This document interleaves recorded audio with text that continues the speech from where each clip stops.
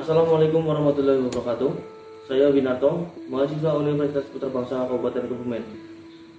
Saya di sini akan menyampaikan materi tentang korespondensi bisnis. Korespondensi bisnis adalah berbagai macam aktivitas pertukaran informasi melalui media surat menyurat dalam menunjang aktivitas bisnis.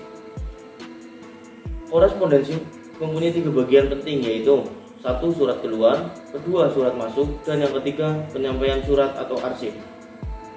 Yang pertama, surat keluar. Surat keluar menggunakan lembar kertas standar yang berisi logo, nama, alamat, nomor telepon, fax, dan email. Yang kedua, surat masuk. Surat masuk ditampung di bagian sekretariat, kemudian dicatat dan didistribusikan pada bagian yang menangani surat tersebut. Yang ketiga, ada file atau pengarsipan, yaitu penyimpanan surat. Ini dapat dilakukan oleh masing-masing bagian atau dipusatkan di sekretariat. Definisi surat. Surat merupakan sarana komunikasi yang digunakan untuk menyampaikan informasi tertulis oleh suatu pihak kepada pihak lain. Informasi yang disampaikan dapat berupa 1. Pemberitahuan, 2. Pernyataan, 3. Perintah, 4. Permintaan, 5. Laporan. Surat bisnis. Surat bisnis adalah surat yang digunakan orang atau badan yang menyelenggarakan kegiatan usaha bisnis seperti perdagangan, perindustrian, dan usaha jasa. Termasuk surat bisnis antara lain surat pesanan, surat penawaran, surat pengiriman barang, surat penagihan, surat pembayaran, dan surat aduan. Fungsi surat ada 6.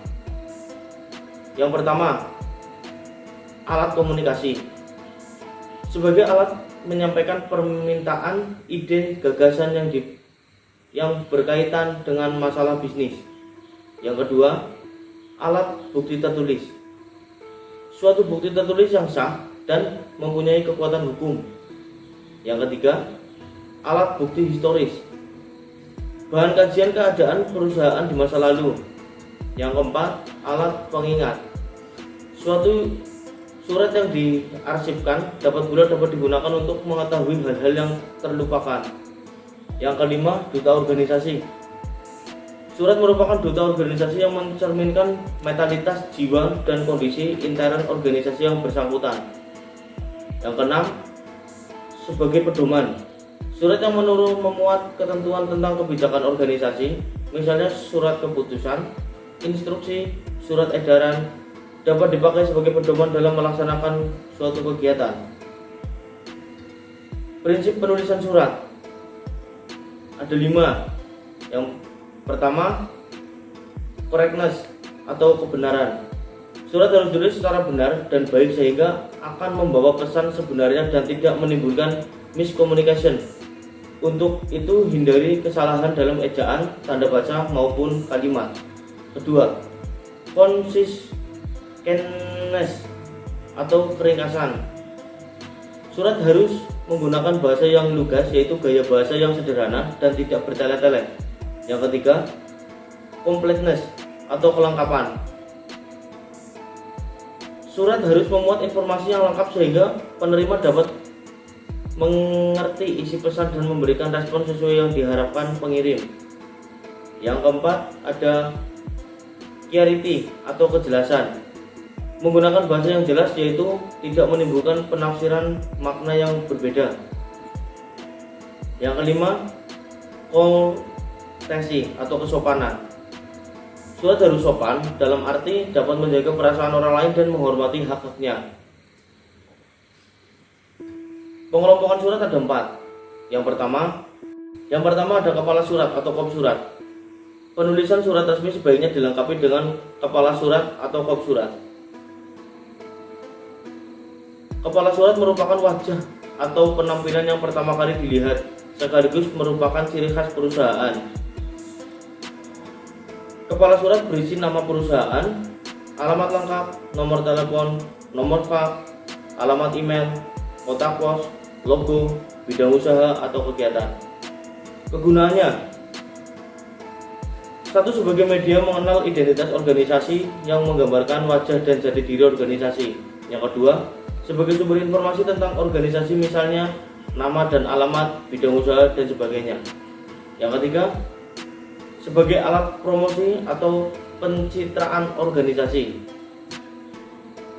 Yang kedua ada tanggal surat. Tanggal surat menyatakan kapan surat dibuat.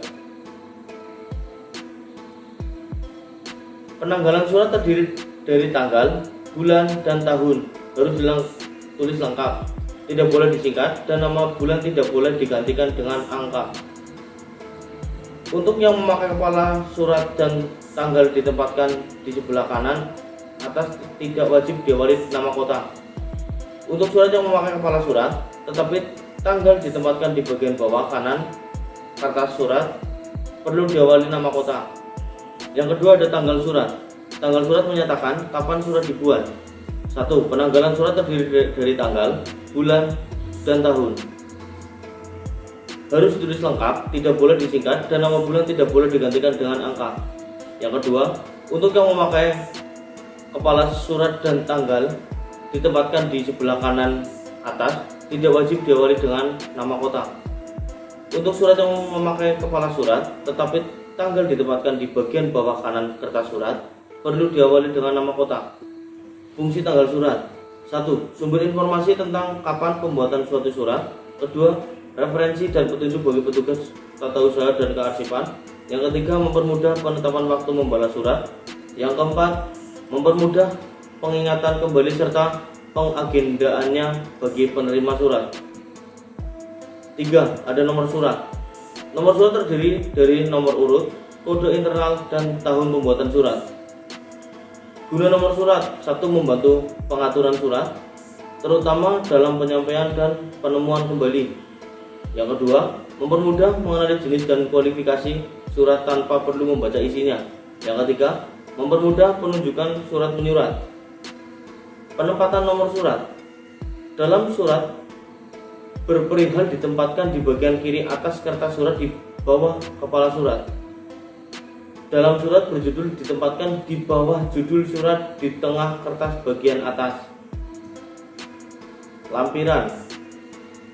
Informasi tentang lampiran sangat diperlukan untuk surat-surat yang disertai berkas lain selain lembar surat yang bersangkutan. 2. Fungsi notasi lampiran adalah sebagai petunjuk mengenai dokumen yang menyertai suatu surat. Penyebutan informasi tentang lampiran dilakukan pada 1. Di dalam notasi lampiran, lampiran ditempatkan di bagian kiri atas di bawah nomor surat. Yang ditulis hanya jumlahnya. Untuk yang kedua, di dalam isi surat menyebutkan satu persatu setiap dokumen yang dilampirkan bila jumlahnya sedikit. Menyebutkan secara umum bila lampirannya banyak. Perihal. Perihal merupakan petunjuk mengenai pokok isi surat untuk mempermudah penerima dalam membahas isi surat dan memberikan balasan. Penulisan kata hal atau perihal dapat dilakukan dengan 1. Sebelum penulisan alamat yang dituju. 2. Setelah penulisan alamat yang dituju. 3. Setelah penulisan salam pembuka. Yang keempat ada alamat tujuan surat. Alamat surat yang dituju ada 2 macam, yaitu 1. Alamat luar, yaitu alamat yang ditulis pada sampul surat. Yang kedua, alamat dalam. Yang selanjutnya ada bentuk surat. Bentuk surat dibagi menjadi 5, yaitu yang pertama, bentuk lurus penuh full block style. Yang kedua, bentuk lurus block style. Yang ketiga, bentuk setengah lurus atau semi block style. Yang keempat, bentuk bertekuk atau extended style. Yang kelima, bentuk menggantung hanging paragraph style. Ini dia ada contoh-contoh surat. Ada 4 contoh surat, bisa dilihat di slide PPT ini. Dan yang terakhir ada format lipatan surat dan amplop.